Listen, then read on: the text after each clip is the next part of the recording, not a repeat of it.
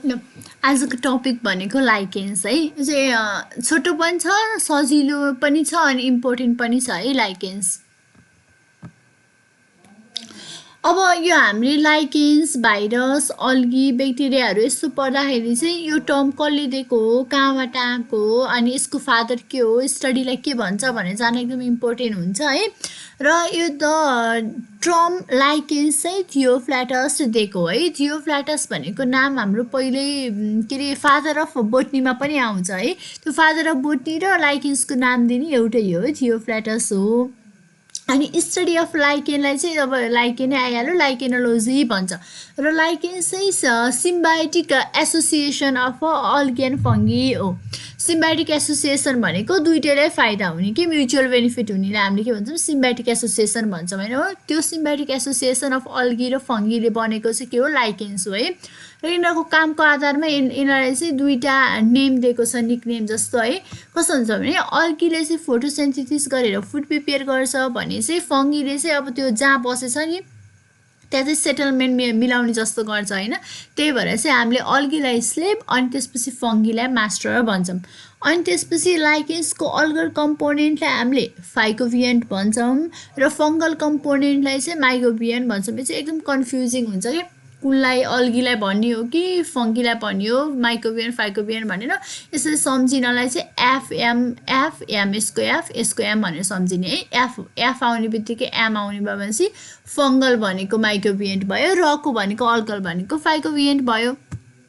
अनि त्यसपछि अब लाइकेन्सलाई क्लासिफाई गरेको छ है, on the basis of habits भन्छ। अब यो कहाँ ग्रो गर्छ हो त्यसको आधारमा हामीले लाइकेन्सलाई क्लासिफाई गरेका छौँ। यदि यो सोइल ग्राउन्डल्यान्डहरूमा ग्रो गर्छ भने त्यसलाई टेरिकोलस भन्छ, तर स्टोन रकमा गर्छ भने सेक्सिकोलस भन्छ, र बार्क अफ अ ट्रीलाई चाहिँ कोटिकोलस भन्छ भने वुडलाई चाहिँ लिग्निकोलस भन्छ। यसो कन्फ्युजिङ हुनसक्छ। यदि लिभिङ ट्री छ होइन, जिउँदै ट्री छ र त्यसको बार्कमा ग्रो गर्छ भने त्यसलाई हामीले कोटिकोलस भन्यौँ। बट अब त्यो काटेर राखेको मरेको ट्री होइन वुडमा गर्छ भने त्यसलाई हामीले के भन्छौँ, लिग्निकोलस भन्छौँ है। यो झुक्किन भएन है।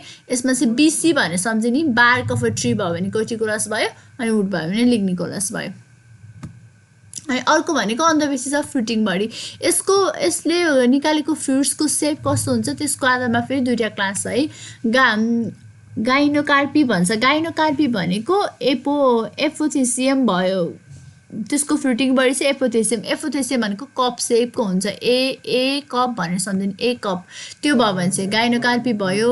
अर्को भनेको चाहिँ यदि फ्रुटिङ बडी चाहिँ फ्ल्याग सेपको छ होइन, पेरिथेसियम छ भने चाहिँ पाइरेनोकार्पी भयो। पीबाट सम्झिने सजिलो भयो। पाइरेनोकार्पी भयो भने पेरिथेसियम हुन्छ फ्रुटिङ बडी, अनि त्यसपछि गएर गाइनोकार्पी भयो भने फ्रुटिङ बडी भनेको एपिथेसियम, एपोथेसियम भनेको कप सेप भयो है।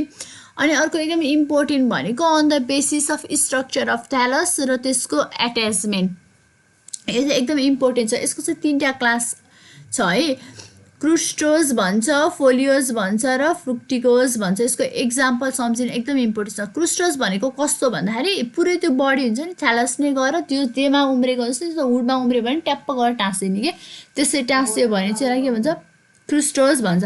अब क्रुस्टोजको एक्जाम्पल भनेको डर्मेटोकार्पोन भयो, राइसोकार्पोन भयो र ग्राफिस। कसरी सम्झिने भनेको क्रुस्टोजको एक्जाम्पलमा पछाडि के आउँदो रहेछ, सिसी है, कार्पोन आउँदो रहेछ, अनि अर्को चाहिँ सिजी भनेर ग्राफिस है। क्रुस्टोज आयो भने चाहिँ डर्मेटोकार्पोन, राइजोकार्पोन र ग्राफिस भयो। अनि अर्को चाहिँ फोलियोज भनेको चाहिँ कस्तो भने त्यो थ्यालस चाहिँ सानो स्ट्रक्चर हुन्छ क्या एउटा राइजिन भन्ने, त्यसको हेल्पले एट्याच भएछ भने त्यसलाई फोलियोज भन्छ।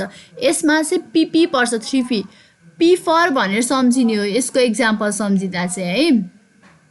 अनि त्यसपछि गएर अर्को फ्रुक्टिकोज भन्छ। फ्रुक्टिकोज भनेको ब्रान्च लाइकेन हो। यो चाहिँ यसमा च्याप्प टाँसेको हुन्छ, यसमा चाहिँ सानो कुराले टाँसेको हुन्छ भने यसमा चाहिँ ब्रान्च जस्तो नै हुन्छ है। अब यसको नि एक्जाम्पल सम्झिने इम्पोर्टेन्ट छ। यो भनेको क्ल्याडोनिया र उस्निया भनेको फ्रुक्टिकोजमा पर्छ। अब अर्को भनेको इकोनोमिक इम्पोर्टेन्ट अफ लाइकेन्स। लाइकेन्सको के छ त नि इम्पोर्टेन्ट भन्दाखेरि चाहिँ भर्खर हामीले पढेको क्ल्याडोनिया र उस्निया हामीले केमा पढेको थियौँ, फ्रुक्टिकोजमा परेको त्यो भनेको एज अ फुड, यसलाई चाहिँ कार्बोहाइड्रेटको रूपमा युज गर्न सकिन्छ अनि एज अ मेडिसिनको रूपमा पनि युज गरिन्छ है। यस्तै के अरे प्लेटिग्रा भनेको चाहिँ हाइड्रोफोबिया, यसो कसरी सम्झिने भने हामीले यो प्लेटिग्रालाई चाहिँ डग लाइकेन्स भन्छ क्या। अब सम्झिनलाई कस्तो भने डगले टोक्यो भने ऱ्याबिस लाउँछ, ऱ्याबिस लाग्यो भने वाटरसँग डर लाउँछ भन्छ नि, त्यो भनेपछि हाइड्रो आयो, त्यहाँबाट सम्झिनु सजिलो हुन्छ क्या। प्लेटिग्रा भनेको टु ट्रिट हाइड्रोफोबिया है। त्यसपछि गएर अर्को जेन्थोरिया भन्छ, यो भनेको जन्डिसलाई ट्रिट गर्ने युज हुन्छ। यसमा ज आयो त्यहाँबाट सम्झिने, जेन्थोरिया भनेको जन्डिस भयो। त्यसपछि गएर अब हामीले केमिस्ट्रीमा युज गरिरहेको लिथमस पेपर हुन्छ नि, हो त्यो लिथमस पेपर बनाउन पनि के नै युज हुँदो रहेछ भन्दाखेरि लाइकेन्स युज हुँदो रहेछ है। रोसेला टिन्चोरिया भन्ने लाइकेन्स युज हुँदो रहेछ, एकदम इम्पोर्टेन्ट छ है। Roccella tinctoria is use to make के अरे लिथमस बनाउने युज हुँदो रहेछ भनेपछि अब अनि अर्को भनेको lichens as a indicator of SO2 pollution, कुन ठाउँमा पोल्युसन छ होइन, कति बढी पोल्युसन छ भनेर चाहिँ यो लाइकेन्सले चाहिँ इन्डिकेट गर्छ। र यति नै हो। अब यसको क्वेसनहरू हामी अर्को भिडियोमा